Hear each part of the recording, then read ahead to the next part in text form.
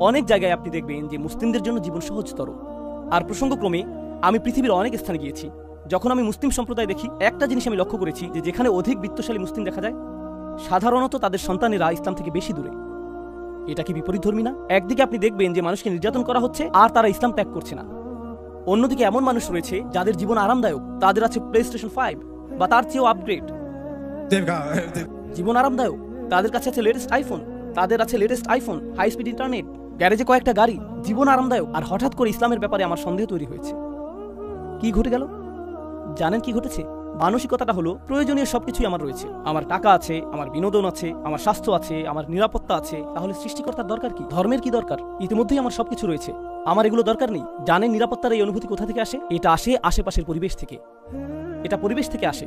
তো এই অবস্থায় মানুষ ঈমান হারাচ্ছে পরিবেশের কারণে, অথবা মানুষ ভাবছে একমাত্র যে উপায়ে তাদের ঈমান রক্ষা পাবে তা হলো অনুকূল পরিবেশ পেলে। চলো এই নষ্ট আমেরিকা থেকে দূরে চলে যাই, আসো কোনো একটা মুসলিম দেশে চলে যাই, যাতে আমরা নিরাপদ পরিবেশে থাকতে পারি।